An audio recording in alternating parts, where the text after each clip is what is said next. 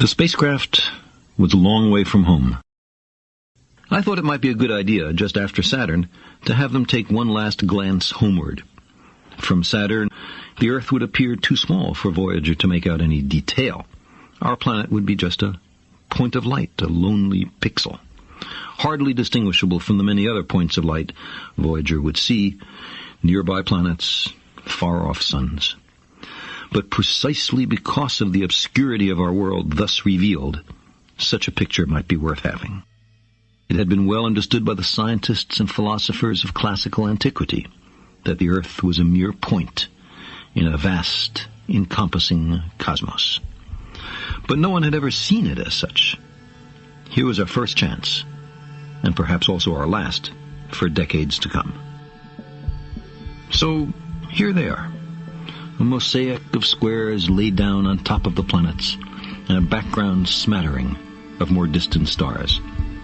Because of the reflection of sunlight off the spacecraft, the Earth seems to be sitting in a beam of light, as if there was some special significance to this small world.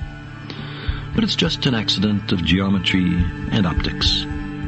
There is no sign of humans in this picture. Not our reworking of the Earth's surface, not our machines, not ourselves.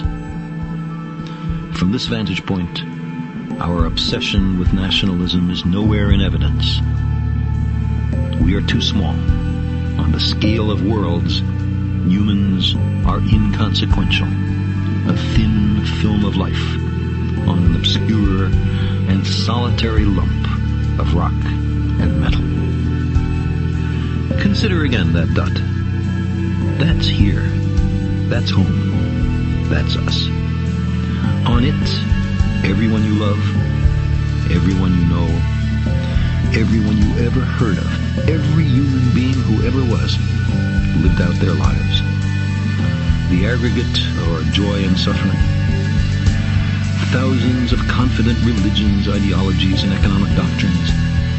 Every hunter and forager, every hero and coward, every creator and destroyer of civilization.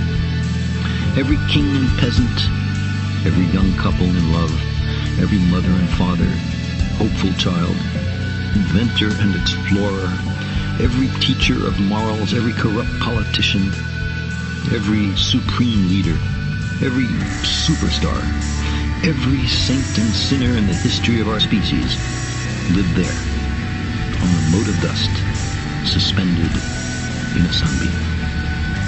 The Earth is a very small stage in a vast cosmic arena. Think of the endless cruelties visited by the inhabitants of one corner of this pixel on the scarcely distinguishable inhabitants of some other corner. How frequent their misunderstandings, how eager they are to kill one another, how fervent their hatreds. Think of the rivers of blood spilled by all those generals and emperors, so that in glory and triumph they could become the momentary masters of a fraction of a dot.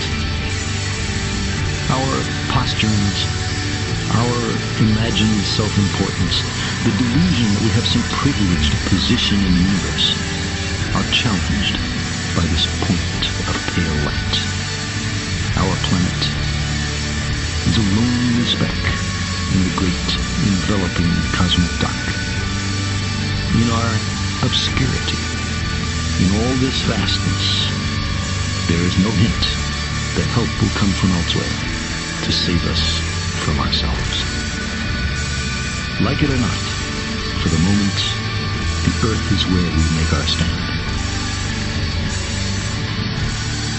It has been said that astronomy is a humbling and character-building experience. There is perhaps no better demonstration of the folly of human conceits than this distant image of our tiny world.